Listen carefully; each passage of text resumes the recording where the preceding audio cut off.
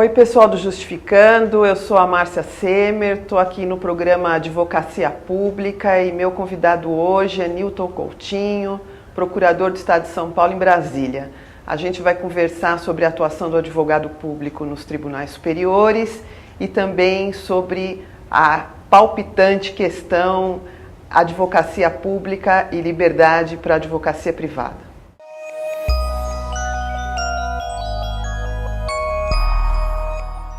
Oi, Newton, é um prazer receber você aqui no Justificando para a gente conversar um pouquinho sobre a atuação do advogado público em Brasília. Eu que agradeço o seu convite do pessoal do Justificando. Espero aí que eu possa contribuir para esclarecer algumas dúvidas das pessoas sobre a advocacia pública, o que nós efetivamente fazemos. Newton, você é procurador do Estado de São Paulo e representa o Estado de São Paulo judicialmente lá em Brasília. Como é que é esse trabalho?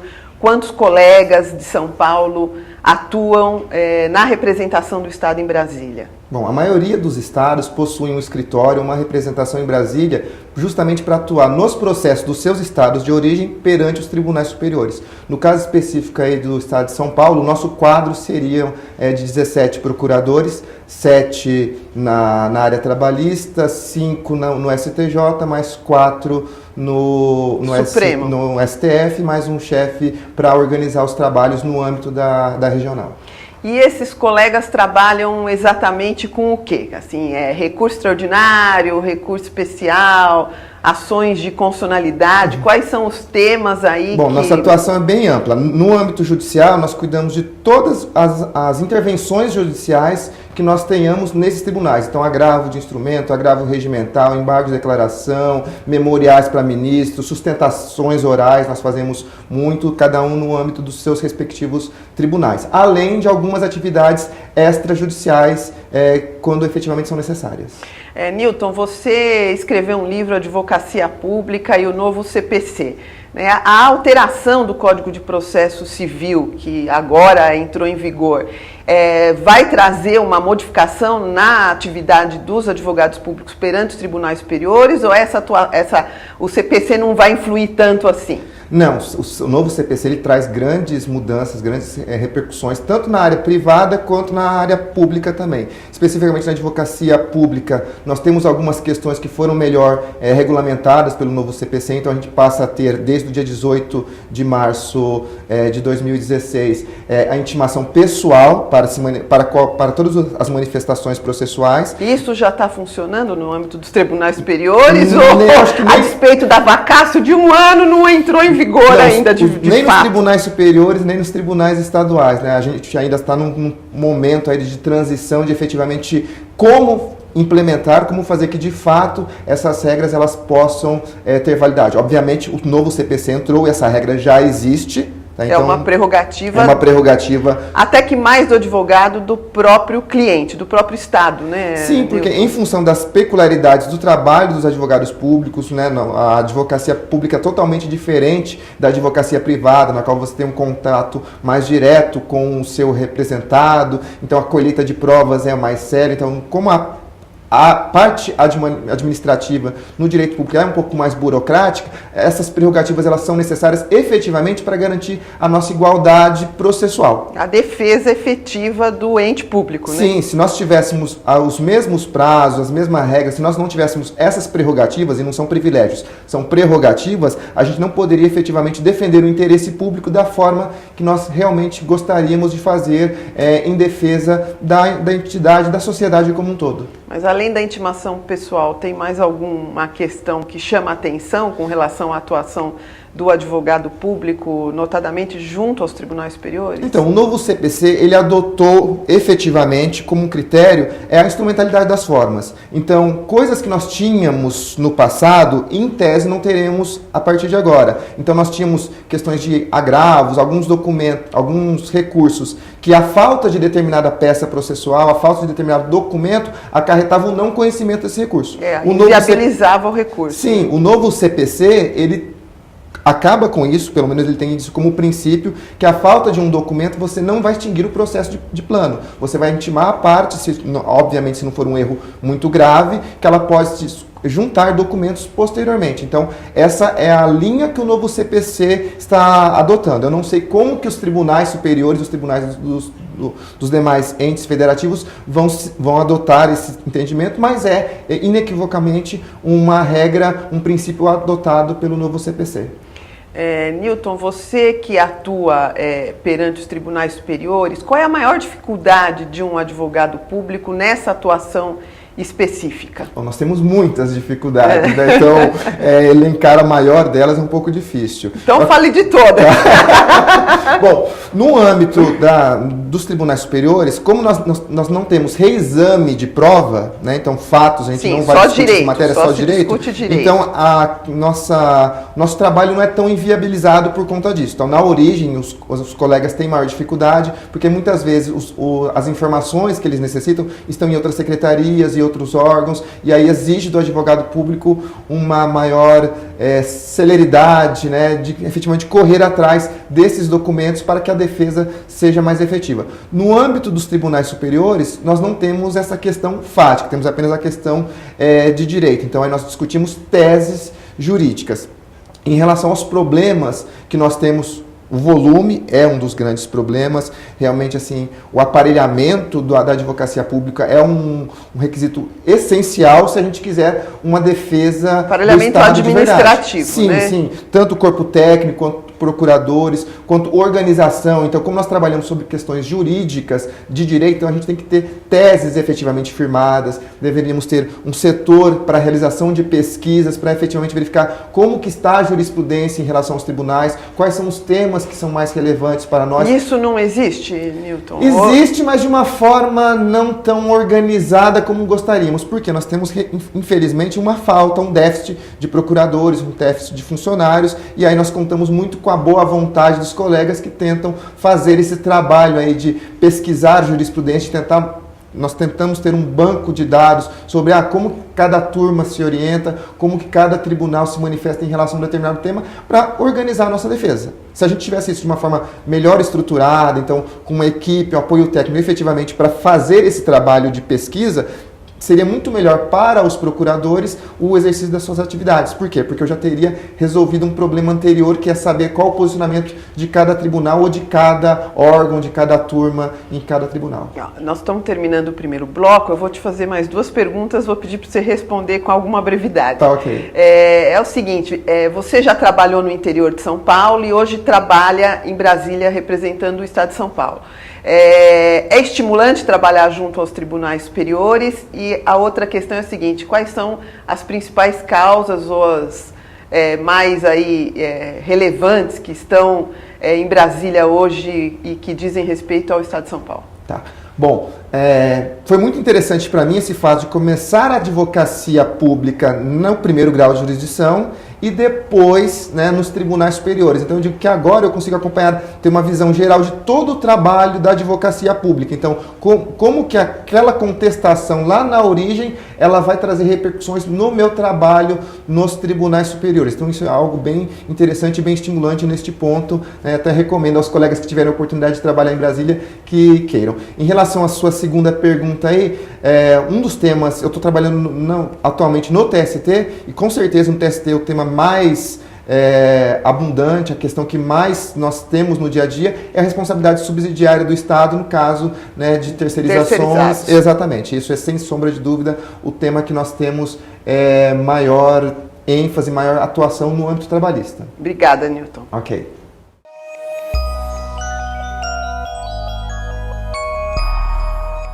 Voltando para o segundo bloco, eu queria só fazer mais uma pergunta com relação àquele tema e nós vamos entrar na questão da advocacia privada para o advogado público. Newton, no teu livro Advocacia Pública e o Novo CPC, você aborda a atuação do advogado público junto aos tribunais superiores? Enfim, essa questão específica aí de uma atuação bastante especializada do advogado público. Legal, então nessa obra que eu escrevi ao longo do ano de 2015, durante esse período de vacatio legis, o que eu procurei fazer? Eu analisei todo o texto do novo CPC e especificamente as questões tratadas no novo CPC que dizem respeito ou guardam relação com a advocacia pública. Ou seja, eu falo desde a citação da Fazenda Pública, né, dos princípios do novo CPC em relação à advocacia pública até a área recursal relacionada à advocacia pública. Então, eu trato dos prazos recursais, dos recursos que a Fazenda Pública pode interpor, etc. Então, eu procurei... uma abordagem ampla, isso, né? dentro de um único volume, tentar tratar de todo o novo CPC, especificamente em relação à advocacia pública. Tanto intervenção de terceiros, como em qualquer área que haja a participação da advocacia pública. Excelente. Né? Então, uma grande dica aí para quem nos assiste. Né? Tá, então já vou até aproveitar para fazer o merchandising aí. Né? Quem quiser, o livro está disponível aí tanto no site www.clubedeautores.com.br quanto no site www.livrosjuridicos.com.br e quem sabe aí efetivamente a gente conversa depois com o pessoal do Justificando, para colocar um link ali, tá? Fazer um desconto bem bolado para os colegas. Newton, você acabou de ser agraciado com o prêmio do Sindicato dos Procuradores do Estado, autárquicos e fundacionais das universidades públicas, escrevendo um trabalho sobre a atuação, a advocacia privada e sua compatibilidade ou incompatibilidade, a questão da advocacia pública com a advocacia privada. Você podia falar um pouquinho desse assunto para nós? Que, aliás, é um assunto que está em pauta, tem PEC no Congresso, tem projeto de lei no Congresso e tem uma grande discussão, uma ampla discussão em toda a advocacia pública sobre esse tema. Bom, esse ano de 2016 começou muito bom para mim, né? Eu tive a sorte aí de ser agraciado com esse prêmio aí do concurso realizado pelo sindicato. Na verdade, o que eu procurei fazer? Eu procurei fazer uma análise jurídica, tá? Sem tendencionismos ou qualquer coisa do tipo, uma análise efetivamente jurídica acerca da possibilidade ou não do advogado público exercer essa advocacia privada, ou seja, advocacia fora do exercício profissional da advocacia pública e, em caso positivo, quais seriam os limites ao sancionamento por parte da administração pública. Então, quais seriam as sanções, quais seriam as punições caso essa advocacia privada fosse proibida, quais os limites para a punição por parte do ente público, uma vez que a gente já tem aí a regulamentação do tema pelo Estatuto da OAB. Para quem nos assiste aqui entender um pouquinho, no estado de São Paulo, faz 30 anos que o procurador do Estado não pode exercer advocacia privada. Essa não é a regra no país e no âmbito da advocacia pública, porque na maioria dos estados da federação a advocacia privada é admitida, nas procuradorias municipais acho que a unanimidade é admitida. E essa situação da vedação existe em 4 estados da federação e com relação à advocacia da União, que também agora mandou um projeto de lei para o Congresso, abrindo a possibilidade do advogado da União exercer também a advocacia privada. Então, qual a conclusão ou quais as conclusões do ponto de vista jurídico, não do ponto de vista moral, político, enfim, que você chegou no teu trabalho? Bom, na verdade nós temos 2 teses, né? Tanto aqueles que defendem quanto aqueles que entendem que seja permitida. Então o que acontece? Quando, para os que defendem a possibilidade da advocacia privada pelo advogado público, quais são os principais argumentos? Primeiro, que 100% dos municípios permitem, como você bem falou, apenas 4 estados da federação não permitem. Agora São Paulo, tem um quinto, né? Viu? Que o Maranhão acabou de aprovar uma lei, mas para os novos advogados públicos, né? Os que ingressarem a partir daqui, vedando a advocacia privada. Então, a primeira tese, para quem entende que essa advocacia ela é permitida, então, primeiro, quem regulamenta a questão relacionada a exercício de profissões é a União. A União regulamentou isso por meio do Estatuto da OAB, que trata do exercício da advocacia. Em relação à advocacia, há uma limitação específica para o advogado público no Estatuto da OAB, que é o quê? Você não pode advogar contra o ente público, a fazenda pública que o remunera. Então, no caso, os procuradores do município não podem, obviamente, advogar contra o município, mas podem realizar divórcios, né? Podem ter qualquer atuação privada que não guarde relação com as suas atribuições institucionais. E essa regra é a que tem sido seguida na maioria dos entes federativos, dos estados, etc. Para os que defendem a possibilidade de proibição, em que eles se baseiam? Se baseiam na possibilidade do Estado resolver limitar essa atuação por questões efetivamente de maior eficiência, uma vez que você vai apenas se dedicar àquela função, então você desempenharia a sua função de forma mais eficiente, de uma forma melhor. Mais dedicada. Mais dedicada, assim. O que, no meu modo de ver, não há relação. O fato de você se dedicar à advocacia pública não quer dizer que você não pode exercer a advocacia privada com qualidade e vice-versa. Até porque é permitido aos advogados públicos, como é permitido aos promotores de justiça, aos defensores, aos juízes, lecionar. Sim, né? E aí eu que leciono também, né, em Brasília, o que eu tenho percebido? O exercício dessa segunda atividade, no caso do magistério, ela traz consequências positivas na minha atuação profissional. Sim, você fica mais atualizado, você está sempre estudando. Sim, então como você já tem que estudar para preparar os novos bacharéis de direito, então você já tem que estudar aquele tema para ensinar um futuro profissional, você aproveita aquilo que você está estudando para utilizar no seu dia a dia. Então, muitas teses, então, por exemplo, eu tenho aí livros na área de processo civil, né, áreas de direito do consumidor e o papel do Estado. Então, eu consigo trazer isso que eu estudei na academia para o dia a dia da advocacia pública. Então, eu acredito que aí o meu trabalho na procuradoria, ele melhora por essa razão. Então não há, a princípio, no meu modo de ver, nenhuma relação de impossibilidade ou de inviabilidade de um advogado público exercer a atividade da advocacia privada, desde que efetivamente numa área da advocacia que não guarde relação com a sua atuação pública. Nós temos inclusive exemplos paradigmáticos aí, como os ministros do Supremo, o Barroso e o próprio Fachin, que eram advogados públicos, né? O Barroso é procurador do Estado do Rio de Janeiro, o Fachin procurador do Estado do Paraná, e ambos exerciam também a advocacia privada porque não havia vedação à época do concurso de ambos e nem agora com relação aos do Rio de Janeiro. E tanto é que você observa, não obstante fosse possível a advocacia pública e privada, e eles efetivamente exerciam ambas as funções, eles conseguiram, né, chegar ao maior status jurídico em nosso país. Não, e mesmo na advocacia pública patrocinando ações emblemáticas do Estado, como o caso do Barroso e a questão da união homoafetiva, e entre outros tantos importantes. Então, o argumento puro e simples da questão da eficiência é um argumento que, na minha opinião, ele insuficiente, né? Ele por si só não justificaria a questão. Obviamente, se você tivesse algum estímulo a mais para que o procurador se dedicasse exclusivamente à advocacia pública, para aí sim abandonar a advocacia privada, etc., talvez você poderia ter uma melhora ainda no trabalho dele. Mas, claro, isso dependeria também de um incentivo, de alguma forma, por parte do ente público. Mas, simplesmente, a vedação da advocacia privada, isso por si só não quer dizer que vai melhorar a qualidade. Você acha que o advogado é como médico, assim? O médico, se tiver que prestar socorro para alguém, tem que prestar socorro para alguém. O advogado também?